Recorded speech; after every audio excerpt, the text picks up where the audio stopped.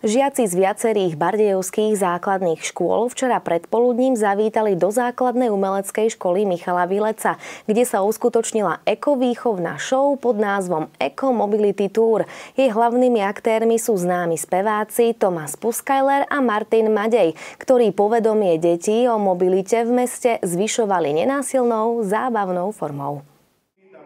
Projekt Eco Mobility Tour vymyslel spevák a muzikálový herec Thomas Puskajler ešte pred 4 rokmi, aby zblížil slovenskú mládež s prírodou. Na spoluprácu si prizval svojho kolegu z divadla Martina Madeja a pod záštitou Ministerstva životného prostredia a Slovenskej agentúry životného prostredia sa vydali na turné po celom Slovensku, aby deťom ukázali, ako sa ekologickejšie správať v meste. Vždy, keď je to možné, tak rozhodne sa zameriavam na to, aby som separoval odpad. Treba určite šetriť elektrínou, treba šetriť vodu.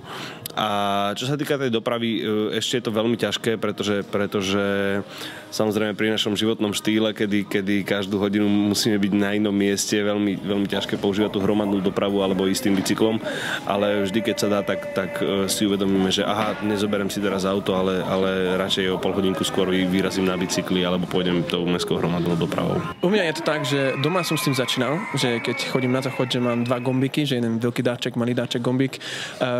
Viac menej to robí, vplýva s vodou. Na elektrinku som všetko vymenil, všetko mám šetrače zárovky. Cestujem veľa do Prahy, s autobusom pôjdem radšej ako svojim autom, že naozaj dávam na to pozor. A teraz s tým mobility, tak som mal bicykel v Bratislave, mi ukradli, som si kúpil druhý mi ukradli a teraz mám tretí, ale mám ho na turné.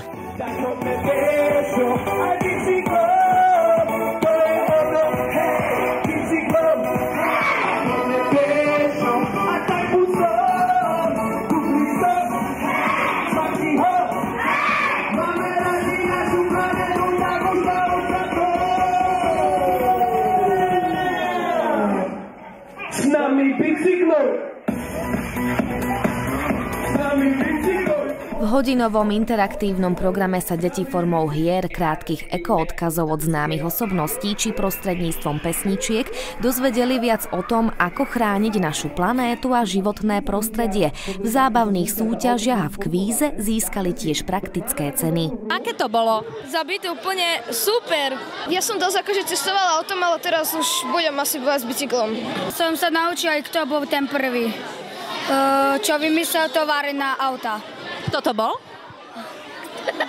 Pán Benz. Triedíme odpadky v škole, tak snažíme sa chodiť pešo, na bicykli. Tak. Aj zbierame papier. Mohlo by to byť častejšie niečo takéto vyučovanie? Áno.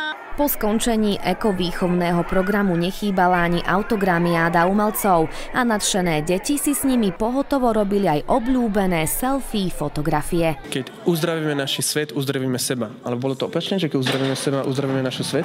Myslím, že aj z jedného aj z druhého konca je to tak. 3, 2, 1...